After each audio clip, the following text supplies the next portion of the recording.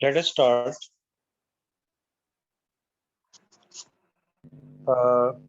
Table 1.2। जी बोलें sir. Question था, आपने पहले ये कहा था कि जो सेमीकंडक्टर हैं और इंसुलेटर हैं, इंसुलेटर के अंदर हमारे पास बैंड गैप एनर्जीज है कि जो बैंड है वो ज़्यादा है तो हमें ज़्यादा मतलब हाई एनर्जी फोटॉन्स यानी अब्जॉर्प्शन ज़्यादा होगी तो वहाँ पे यानी ओपेक होगा वो।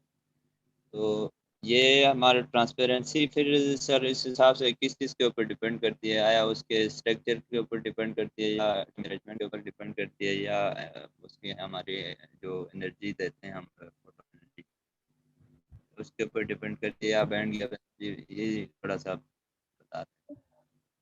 ये मैंने आपको पहले भी बताया था कि अगर आपके पास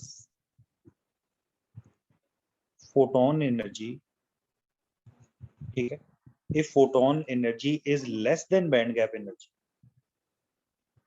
okay, if photon energy is less than band gap energy, then there is a transmission. अब यहाँ पर आप देख लें, इस डायग्राम में हम इस चीज को दोबारा देख लेते हैं कि अगर आपके पास इस मटेरियल में मैक्सिमम ट्रांसमिशन है, इस रीजन में मैक्सिमम, इसका मतलब ये कि ये सारे के सारे जो फोटॉन्स हैं इनकी एनर्जी उस मटेरियल के बैंड गैप एनर्जी से कम है। इधर एब्जॉर्प्शन ज्यादा हो रही है, इधर एब्जॉर्प्शन इधर स्टार्ट हुई। इसका मतलब ये मिनिमम एनर्जी है जहां पर एब्जॉर्प्शन स्टार्ट हो रही है, ये मिनिमम एनर्जी। ये जो मिनिमम एनर्जी जहां पर एब्जॉर्प्शन स्टार्ट हुई है, ठीक है, अगर हम इस तरफ से जाएं, इस तरफ देखें, तो ये जो मिनिमम एनर्जी जहां पर एब्जॉर्प्शन स्टार्ट हो रही है, ये इसकी बैंड गैप एनर्जी, ठीक है, ये इसकी बैंड गैप, ठीक है। तो ये रूल याद रखें, इफ, ये मैं लिख भी देता हूं यहाँ पे कि if photon energy, if photon energy if photon energy is less than band gap energy, there is transmission, and if h nu is greater than eg, there is absorption, ठीक है। तो बैंड गैप एनर्जी पर depend करता है कि absorption होगी या transmission होगी। जी बोलें सर। क्वेश्चन है सर, बैंड गैप का जी हमने इस तरह तो पढ़ा है कि वो ग्राफ वाला कि इंसुलेटर का बड़ा होता है, सेमी कंडक्टर का उससे छोटा। तो सर असल में अगर हम जिस तरह हमारे पास एटम का मॉडल होता है उस लिहाज से सर हमारे पास बैंड गैप किस तरह बने? जी हम ना मटेरियल के जो एनर्जी लेवल्स होते हैं, आपको पता है वो बैंड्स बनाते हैं, ठीक है। मटेरियल बैंड्स असल में क्या है? Bands is a collection of energy levels. यानी अगर हम कहते हैं ना कि वैलेंस बैंड बन रहा है, ये कंडक्शन बैंड बन रहा है, तो होता ये है कि असल में ना यहाँ पर एनर्जी लेवल्स होते हैं बहुत सारे, ठीक है, ये एनर्जी लेवल्स होते हैं बहुत सारे। तो इंसुलेटर के एनर्जी लेवल्स ऐसे यहाँ पर है, फिर एक गैप के बाद फिर आते हैं बहुत सारे एनर्जी लेवल्स, ठीक है, ये बहुत सारे एनर्जी लेवल्स इधर आ गए। तो इंसुलेटर ऐसे होते हैं जिसमें इस ग्रुप ऑफ एनर्जी लेवल्स और इस ग्रुप ऑफ एनर्जी लेवल्स के दरमियान एक खास डिफरेंस होता है। ये जो डिफरेंस, फॉर एग्जांपल ये यहाँ पर ये डिफरेंस है, यानी इस ग्रुप ऑफ एनर्जी लेवल्स और इस ग्रुप ऑफ एनर्जी लेवल्स के दरमियान एक डिफरेंस आ जाता है इंसुलेटर्स में, इसको कहते हैं बैंड गैप। तो बैंड गैप किस वजह से अपीयर होता है? एनर्जी लेवल्स की वजह से, डिफरेंस इन एनर्जी लेवल्स की वजह से। इंसुलेटर में ये बैंड गैप ज्यादा होता है, सेमीकंडक्टर में कम होता है, और मेटल्स में ये 0 होता है। मेटल्स में वैलेंस बैंड और ये जो कंडक्शन बैंड है ये एक दूसरे के ऊपर ओवरलैप कर रहे हैं, ठीक है। तो मेनली बैंड, अब अच्छा, अब यहाँ पर एनर्जी लेवल्स का मतलब ये है कि यहाँ पर इलेक्ट्रॉन्स होंगे। अब फॉर एग्जांपल यहाँ पर आप देखें, यहाँ पर आप देखें कि अगर आपके पास इस जगह पर एक इलेक्ट्रॉन, ठीक है, इस जगह पर एक इलेक्ट्रॉन,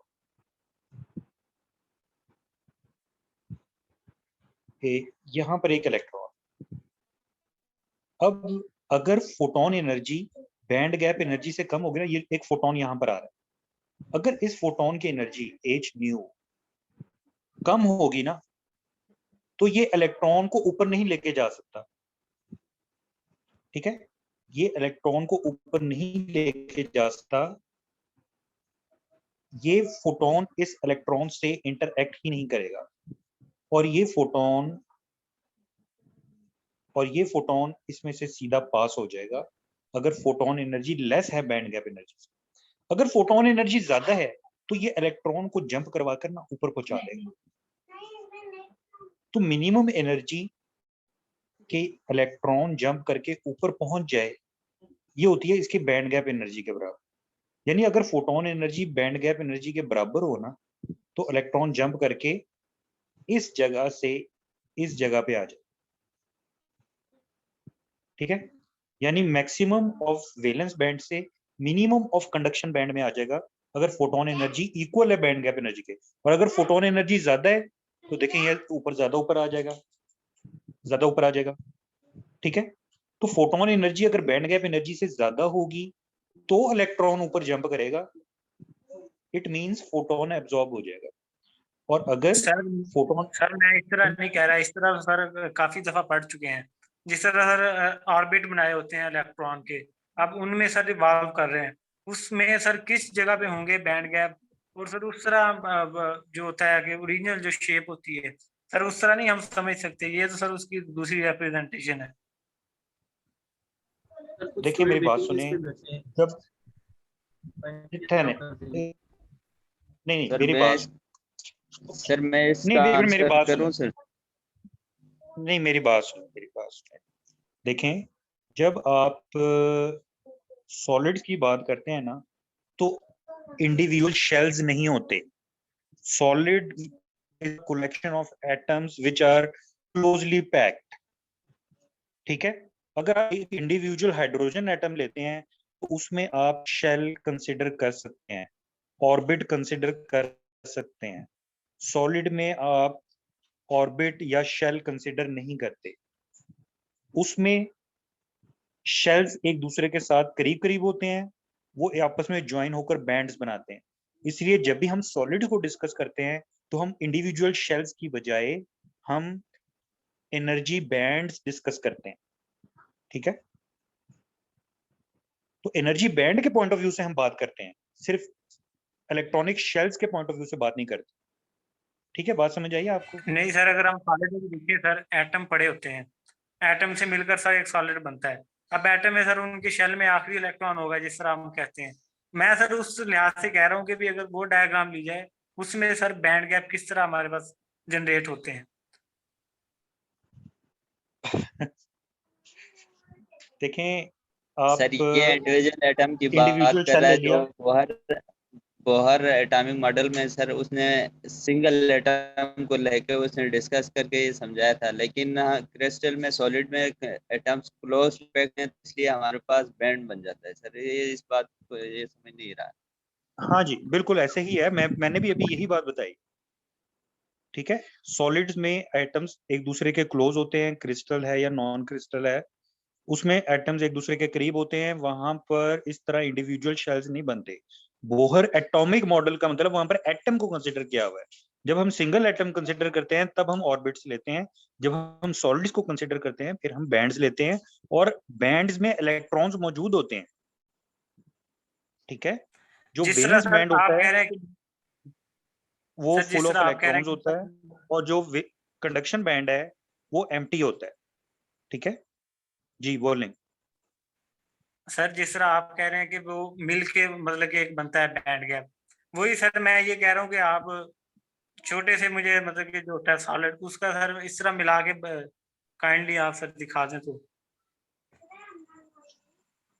छोटा सा सॉलिड का क्या मतलब? अगर मैं आप लेट से उसमें जी 3-4 बोलें। एटम हो सर, उसमें 3-4 एटम को हसनैन सर मैं अगर मिला के सर बना दिया जाए तो। हसनैन हसनैन बात सुनो, मैं आपको तीन जो है चार ना एटम से नहीं एक होता। सर मैं इसको एक अगर वीडियो है आप सर मेरे पास, उसमें ये सारा चीज क्लियर करके बताया हुआ है, मैं इसको सेंड करूंगा। उससे जो है ना इसका ये कंफ्यूजन आई थिंक दूर हो जाएगी। अच्छा चलें ठीक है, आप बल्कि सबको सेंड कर दें ताकि इनका ये कंसेप्ट क्लियर हो जाए। ठीक है, तो इसमें मेन पॉइंट 2-4 एटम नहीं लेते। ठीक है, 2-4 एटम नहीं लेते। जब भी हम बात करते हैं, लेट से अगर आपने जस्ट 23 ग्राम सोडियम लिया है तो इसमें 6 × 10⁻23 नंबर ऑफ एटम्स मौजूद होंगे। अरब atom, billion and billions of atom. जब हम इतने बिलियंस ऑफ एटम्स की बात करते हैं तो फिर हम बैंड्स की बात करते हैं, इंडिविजुअल शेल की बात नहीं करते, ऑर्बिट की बात नहीं करते। ठीक है, चलिए आगे चलते हैं। Sir I have a question. जी जी, सर अगर आपने मैं अभी 100 कहा लोगों कि के क्वेश्चन के जवाब देता रहूंगा, मेरी बात सुन लें। मैंने ठीक इसलिए है कहा सर, था आप एंड में मैं नहीं क्वेश्चन पूछ कर रहा। लिया करें। इस तरह तो हम इसी टॉपिक में अड़े रहेंगे, आगे तो चल ही नहीं सकते। पहले एक मेरी बात खत्म हो ठीक है जाए, सर, उसके बाद अगर सर आप मैंने जितने नहीं। क्वेश्चन करना चाहते हैं आप कर सकते हैं। ठीक है, ओके। इसमें table 1-2 list the transparency range of the and refractive index of several semiconductors. This data here you can see all these are semiconductors: germanium, silicon. These are elemental semiconductors: gallium arsenide, cadmium telluride. All these are compound semiconductors. The transparency range is this: lambda g. Lambda g is that maximum wavelength where the absorption occurs. So below this wavelength, there is absorption increases, but after that wavelength, there is no absorption. So this wavelength is known as fundamental absorption as or band gap wavelength, lambda g. And this one is the refractive index. These are the refractive indices of these materials. Okay. So from here, you can see that if the lambda is, the refractive index also decreases. Okay, so this relation, how the refractive index is dependent upon the band gap wavelength, this relation will be discussed in chapter 3rd, but and a little bit in chapter 2nd also.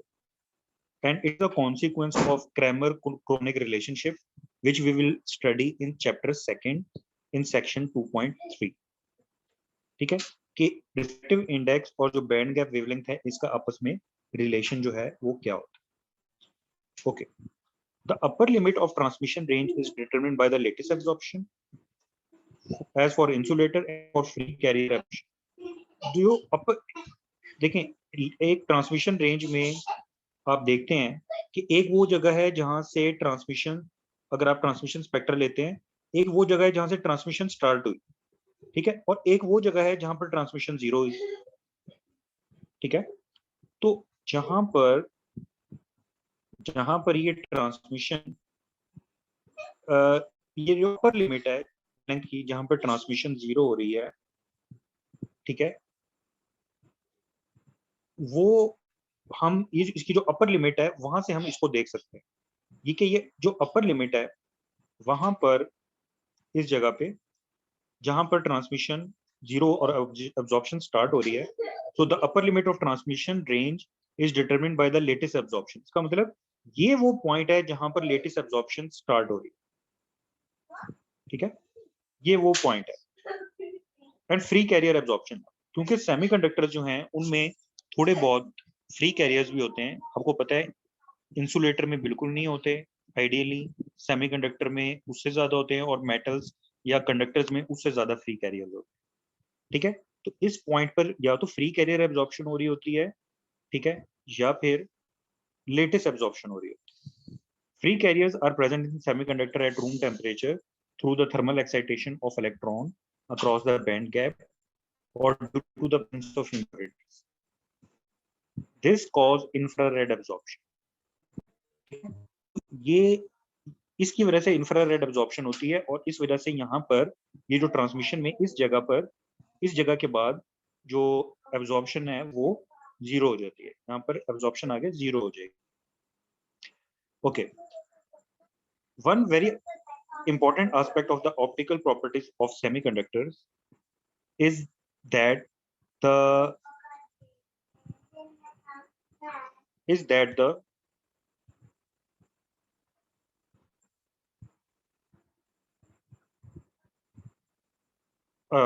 one of the important aspect of the optical properties of semiconductor is that a subset of them, namely those with direct band gaps, luminesce strongly when electrons are promoted to the conduction band. आपने direct और indirect band gaps के बारे में पढ़ा होगा. Direct band वो होते हैं कि जिसमें वेलेंस बैंड और कंडक्शन बैंड ये आपस में एक दूसरे के ऊपर टोटली ओवरलैप कर रहे हैं. ठीक है, इसका जो मैक्सिमा है वो इसके मिनिमा से ओवरलैप कर रहा हो वो डायरेक्ट बैंड कहलाते हैं. अगर आप किसी तरह इन सेमीकंडक्टर्स में इलेक्ट्रॉन को जंप करवा के वेलेंस बैंड से कंडक्शन बैंड में पहुंचा दें, तो वो डायरेक्ट फिर दोबारा नीचे आ जाता है. ठीक है, और जब आपको पता है कि हायर बैंड से लोअर बैंड में जब इलेक्ट्रॉन आएगा तो फोटोन एमिट करेगा. ठीक है, फोटोन एमिट करेगा. तो आपने किसी भी तरीके से इधर इलेक्ट्रॉन को यहाँ से आपने यहाँ पर पहुंचा दिया. ठीक है, जब डायरेक्ट बैंड गैप की सूरत में ये नीचे आता है और फोटोन एमिट करता है, ल्यूमिनेसेंस फिनोमेना करता है. और जब भी ल्यूमिनेसेंस फिनोमेना होता है तो लाइट इमिट होती है. तो जो लाइट इमिटिंग डिवाइसेस हैं, जिस तरह एलईडी से लाइट इमिट होती है, सेमीकंडक्टिंग मटेरियल्स जिनसे लाइट इमिट होती है, या लेजर इमिट होती है.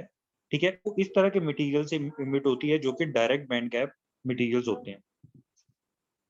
ठीक है, तो this process of luminescence will be discussed in chapter number 5.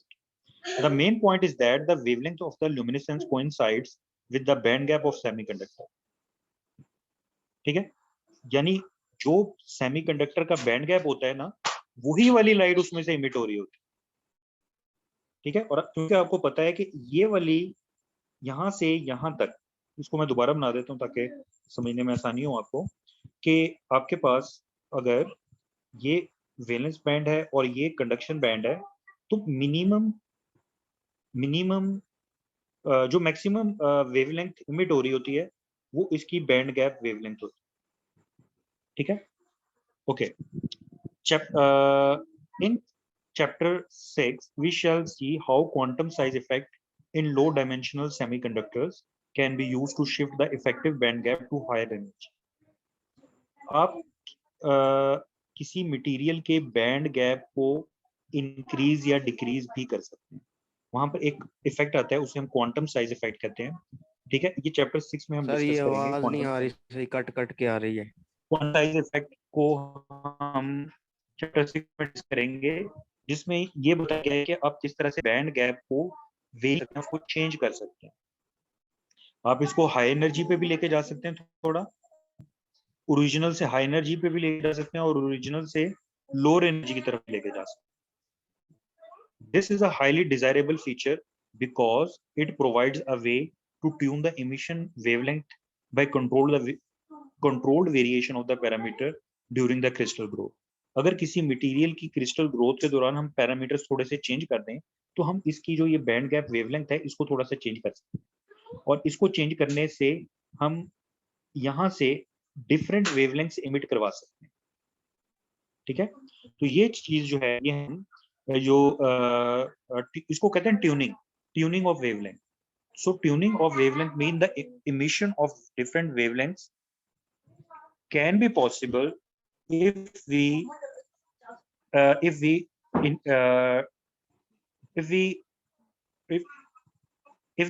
if during crystal growth we control the variation of different parameters. Okay, तो ये 1.4.1 टॉपिक जो है ये कंप्लीट है। इसके बाद जो टॉपिक है वो ग्लासेस के बारे में है।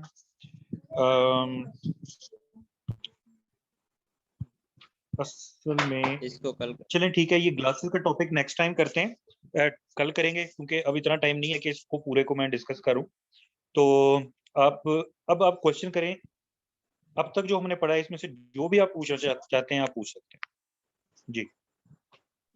सही, जो अभी आप बता रहे थे tuning of wavelength means emission of different wavelength, ये लाइंस जरा कंप्लीट कर देंगे दोबारा प्लीज। देखें इसमें इसका मतलब ये है, असल में मैं आपको एक डायग्राम बना के बताता हूँ।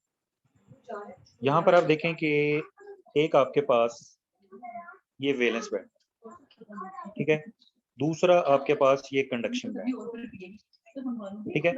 यहाँ पर आपके पास एक इलेक्ट्रॉन मौजूद, वो कहाँ यहाँ से यहाँ तक आएगा ना इलेक्ट्रॉन, यानी इलेक्ट्रॉन जो है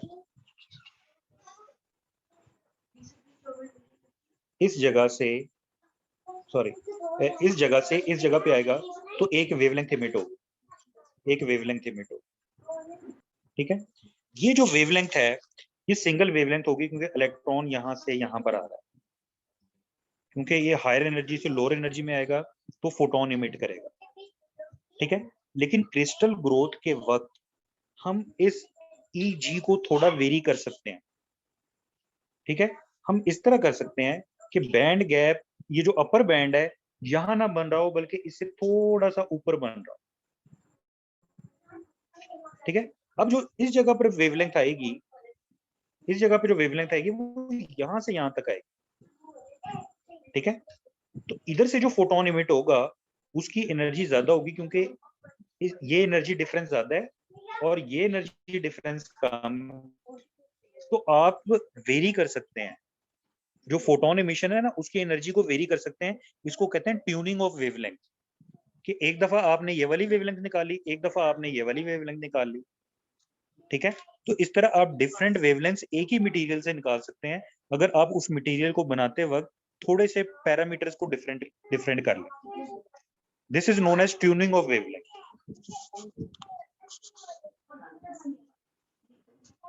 जी, और कोई क्वेश्चन?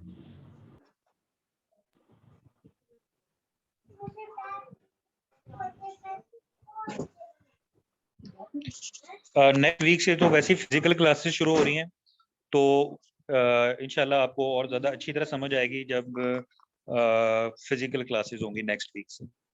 चलें, और भी कोई क्वेश्चन करना चाहते हैं तो आप कर सकते हैं। सर आपने 31 में जी जी, रिकॉर्डिंग लेक्चर सेंड किए थे, ईमेल की थी, लेकिन उसमें रिकॉर्डिंग लेक्चर्स है ही नहीं। जिसने रिकॉर्ड किए थे मैंने उसको कहा था आप सारी क्लास के साथ शेयर कर दें।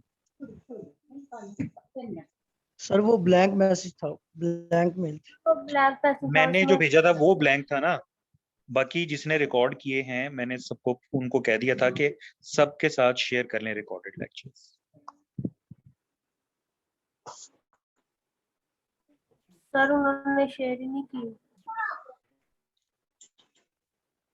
अच्छा, अगर शेयर नहीं किए हैं तो आप जिसके पास हैं आप उनसे ले लें, जिनके पास आ गए। किसी के पास भी नहीं है अभी तो। भाई किसी के ग्रुप पास में भी सेंड नहीं कर, ग्रुप में सेंड कर दिए थे सर, ग्रुप में सेंड कर दिए थे। जो फर्स्ट लेक्चर थे वो मैंने रिकॉर्ड किए थे, वो मैंने सेंड कर दिए थे सबको। तीनों सेक्शंस में कर दिए थे आपने? जी सर, तकरीबन सबको ही कर दिए थे। एक ALSSPR का ग्रुप में मैंने, उसमें तकरीबन सब लोग ही हैं हर सेक्शन के, तो मैं उसमें कर दिए थे। हमारा सेक्शन ये नहीं है सेलेक्ट, ये बी सेक्शन सेक्शन है। ALSSPR में A भी है, B भी है, C भी, D सब के हैं तकरीबन, तो मैंने उसमें कर दिए थे। जो आपके फेलो हैं उनसे कहें वो आपको देंगे नहीं सर। उसमें हम नहीं है ना, हमें वो उधर से निकाला है, आल ये में आपस नहीं है में हम। देखें, ये आपस में आप मैनेज कर लें, ठीक है, ये आपस में आप मैनेज कर लें। रिकॉर्ड मैं नहीं कर रहा, स्टूडेंट ही रिकॉर्ड कर रहे हैं, तो वो ये आपस में आप शेयर कर लें रिकॉर्डेड लेक्चर। जी सर, फर्स्ट लेक्चर की रिकॉर्डिंग तो मिल गई थी बट सेकंड लेक्चर की नहीं मिली सर। हाँ, सेकंड लेक्चर किसने रिकॉर्ड किया था? वो हाफिज इरफान ने किया था सर, उसने आपको सेंड किया है। आप उसको कहें कि मेरी तरफ से कि सारों को सेंड कर, तीनों सेक्शंस जो हैं मेरे, इन तीनों को सेंड कर, ठीक है चलें ठीक है सर, वो हो जाएगा। जी। और कोई क्वेश्चन आप करना चाहें? सर आज का भी लेक्चर सेंड कर दीजिएगा। जी आज का लेक्चर फरहान तारिक आप सारे तीनों सेक्शंस को आज का लेक्चर शेयर कर। ओके सर कल का लेक्चर आप कर लें सर, मंडे में भी लेक्चर ले लें। मेल भी कर दूंगा, अगर कोई आता है यूट्यूब पे अपलोड मैं वहाँ पे भी कर दूंगा लिंक।